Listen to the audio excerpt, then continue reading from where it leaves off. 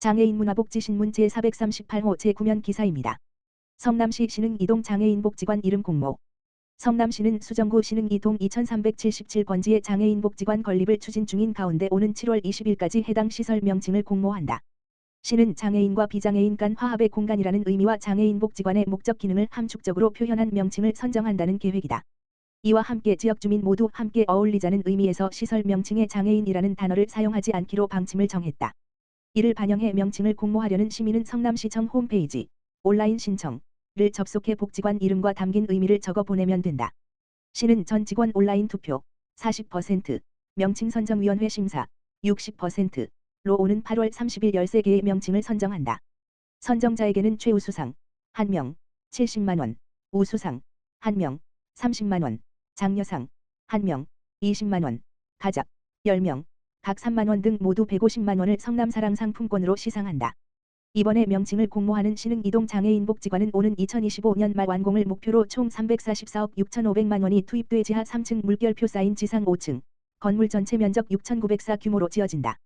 층별로 지상 1층은 상담실, 강당, 식당 2층은 헬스장, 특수운동실, 생활체육실, 요리음악교실 3층은 언어치료실, 물리치료실, 특수교육실, 미술치료실, 인지치료실, 정보화교육실 4층은 세미나실, 사무실, 전산실 5층은 시각장애인 쉼터, 직업훈련실, 방과 후교실 등의 시설이 들어선다.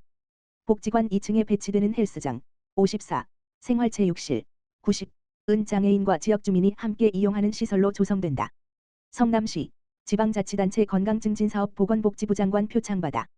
성남시는 최근 서울 서초동 더케이 컨벤션센터에서 열린 제16회 지방자치단체 건강증진사업 성과대회에서 전략부문 우수기관으로 선정돼 보건복지부 장관 표창을 받았다고 10일 밝혔다. 보건복지부가 주최하고 한국건강증진개발원이 주관한 이 대회는 전국 지자체를 대상으로 지역 특성별 통합건강증진사업 계획과 운영 성과를 평가하는 자리로 마련됐다. 성남시는 수정중원 분당구 보건소별 만성질환 예방사업 건강생활 실천 프로그램 운영 임산부, 장애인, 어르신 등 취약계층 건강관리 사업 성과를 인정받았다. 이 중 건강생활 실천 프로그램은 걷기 등 신체활동과 금연철주, 영양, 구강보건 관련 분야를 운영해 지역주민 건강 증진에 이바지했다는 평가를 받는다. 성남시 관계자는 앞으로도 지역의 특성을 반영한 건강 증진 사업을 다각화해 지역주민의 건강 수준을 높여나갈 수 있도록 노력하겠다고 말했다. 성남시 전국 최초 아동학대 예방 자가진단 앱 8월 출시. 성남시는 전국 최초로 부모 자녀의 자가진단을 통해 아동학대를 예방하는 앱을 개발해 오는 8월 말 출시 예정이라고 8일 밝혔다. 해당 앱 이름은 마음이음 성남이다. 성남시는 기존에 자체 출간한 긍정양육으로 건강한 세상 2023 책자 내용을 근거로 해당 앱 내용을 구성해 앱 제작을 발주한 상태다. 마음이음 성남 앱은 긍정양육, 검사하기, 양육 코칭 등 크게 3개의 탭으로 구성된다.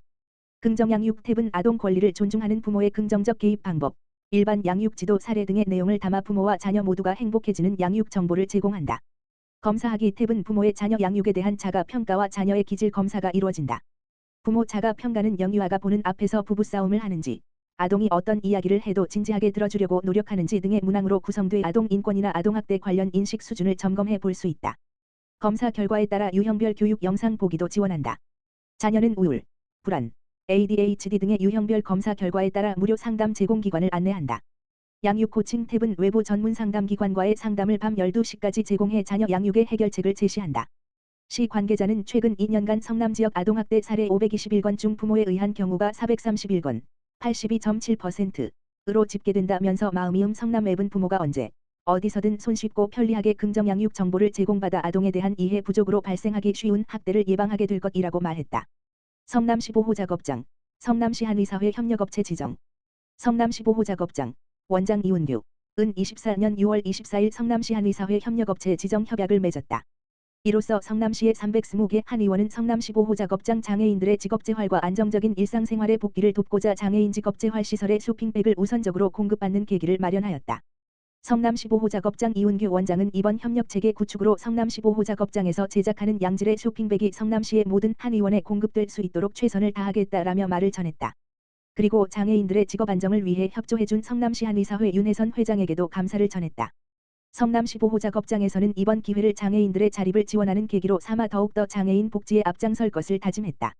성남시 장애인권리증진센터 2024년 장애인식 개선 온라인 캠페인 5일, 50일 퀴즈 진행. 성남시 장애인권리증진센터 센터장 송원섭 이하센터는 6월 21일, 6월 25일 두 차례 걸쳐 성남시 장애인 주간 보호시설 종사자 170명을 대상으로 인권교육을 실시했다고 밝혔다.